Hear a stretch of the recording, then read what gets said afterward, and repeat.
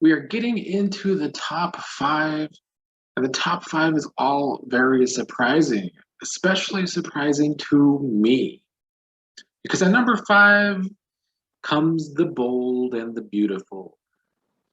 And had I done this rankings for September, the bold and the beautiful would have probably been dead last. Because in September, the bold and the beautiful was trash. It was truly probably the worst soap opera I see in September.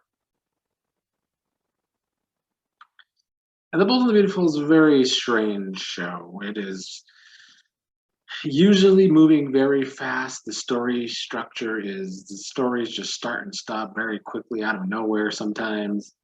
Bradley Bell is an odd producer and writer, and I would call him bad at his job, honestly, most of the time. But much like Young and the Restless, Bold and the Beautiful is on CBS, and I think that helps both of those shows sustain a pretty good audience compared to the rest of the soap operas left in the USA. And honestly, for the past 5 or more years, I would say out of the four American soap operas, I would argue The Bold and the Beautiful has been the most consistently unwatchable. But the thing about this show is, when they're telling fast stories, occasionally they'll come upon some fast stories that work. It then it just becomes, where do they go with these stories? Do they keep telling these stories, or do they abruptly end the good story, or do they just don't know how to, execute the story to make it good? Well, first, let me talk about the story that made The Bold and the Beautiful garbage in September. It was the cuck story that the show was telling with Eric, who had developed erectile dysfunction with Quinn after Quinn had an affair with Carter. And then Eric decided, well, since his dick don't work anymore, maybe he would allow Quinn to continue to have sex with Carter. I think the low point of the story is the fact that Carter is a black man, and this was all very fetish like in their execution.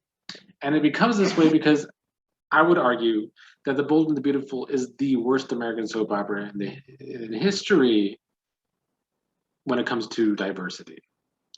They've never had a sustainable black character that actually I would consider a core character. Most of their black characters have always been like a sidekick to a white person or just works for a white person. And yeah, so there's never been a development with the black characters on the show, really, in my opinion.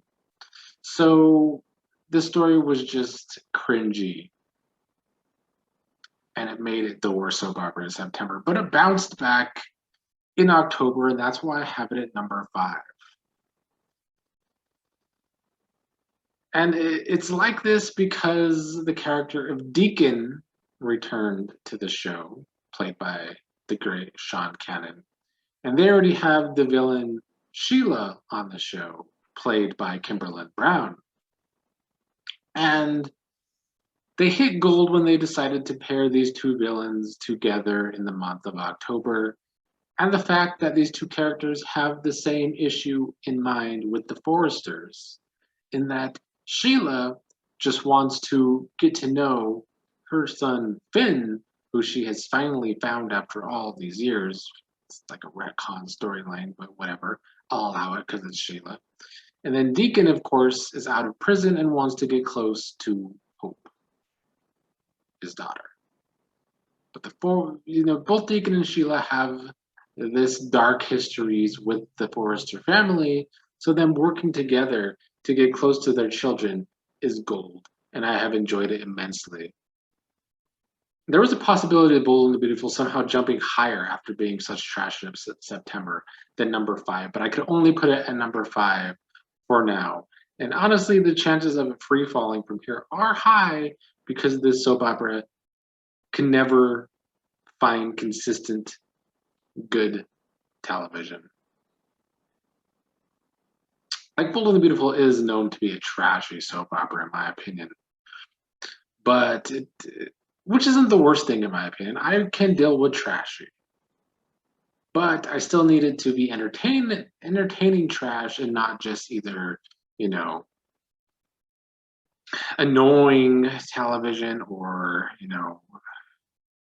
trash that could be offensive. So as I talked about at the beginning, and this shows history of the black characters, and CBS has its mandate to have more diversity in all of their shows, as we've seen on this channel with Big Brother and Survivor. The soap operas are no different, and I feel like both The Young and the Restless and Bold and the Beautiful have had poor execution in diversity as of late. I mean, historically, Young and the Restless is pretty decent with diversity. I mean, especially compared to the rest of American soap operas in history. It's Young and the Restless, All My Children, and maybe One Life to Live that actually dealt diversity well. The Bold and the Beautiful has never. But they seem to be investing in the character of Paris, giving Paris a point of view and just developing Paris and her relationships. Although at times it seems like they haven't known what to do with her.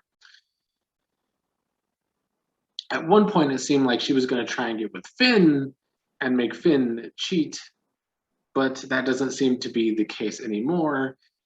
They've developed Paris's relationship with Zende as they went to a Dodger game, a use of LA, something Bold and the Beautiful also lacks. It never actually feels like Los Angeles to me. But then it was another storyline out of the blue, which is no different from most of these storylines on this show, where Thomas, out of nowhere, developed this crush on Paris and now seems to really adore and want to get with Paris. So that seems to be the new triangle on this show, Paris, Thomas, and Zende. Which I don't mind as long as, they keep developing all three of those characters, but especially Paris, who they seem invested in. Also, to help, the actor, I don't really know his name, but Lawrence St. Victor, who plays Carter, is now on the writing team.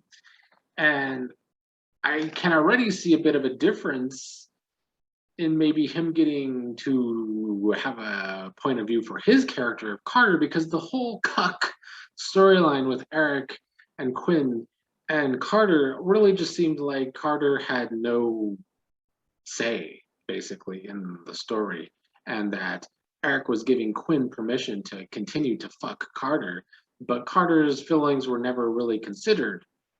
But finally, as that storyline started to come to an end, at the end of the story, they finally gave Carter a point of view. As Quinn decided to go back to Eric because Eric had changed his mind regarding being a cuck, I guess. I mean, it's a crazy storyline in the first place to try and tell a cuck story on a daytime American soap opera, but they got away with it. It was ridiculous and bad at times, but in the end, it seems to hopefully be going in better directions, as I found it very campy yet very funny that Donna was able to fix Eric's erectile dysfunction with her honey because of their history with honey. And the way the Bold and the Beautiful played that up with the over dramatic music of their theme song when Eric realizes him having thoughts of Donna and their history together gave him a boner. It's really ridiculous, but honestly, shit like that makes me laugh and I don't hate it at all. So I can enjoy that kind of camp in my soaps. What else is there to talk about? I'm going to point out a couple more negatives before going back to the positive and why this is at number 5. And clearly it's higher because I clearly have a lot to say about this show compared to some of the others that were lower in these rankings. Because it actually feels like a lot's going on right now. And for a half-hour soap opera, that's a big feat. Because sometimes on The Bold and the Beautiful, they will be telling one story a week and it gets very boring. But the month of October was highly entertaining, I found. And it helps that The Bold and the Beautiful's runtime is honestly, without commercials, is well under 20 minutes. So it's very easy to get through these episodes on a day-to-day basis, which also helps me when it comes to watching this. But anyway, let's get to the characters of Ridge and Brooke. You know, Ridge and Brooke are kind of two of the most main characters on Bold and the Beautiful's history, but these days they just seem to be on the canvas to meddle in everybody else's business. And they both get very annoying trying to tell others what they should be doing, especially Brooke, who has a history of always doing bad things. So I don't know where her holier than thou attitude actually comes from. But also, actually, Ridge is more annoying than Brooke because Ridge goes around just screaming at people, telling them what they should be doing and what they're doing is wrong. It happened with his father, Eric. It happened with Carter. I've seen it happen with like 3 or 4 other people over the past couple of months that I've been back watching Bold and the Beautiful. So yeah, Ridge is just highly annoying as a character. So I hope they actually find storylines for Ridge and Brooke because right now, whatever they're doing with their characters isn't working. But let's get back to the positives. And that's back to Sheila and Deacon, who are like pretending to be a couple, pretending to be in love, pretending that Sheila was writing Deacon in prison because they were out talking with each other when they saw Hope and Finn, their 2 children, together talking to each other. They decided to kiss in front of them. I found that entertaining. Honestly, everything Sheila and Deacon have done in scenes together over the month of October has been great.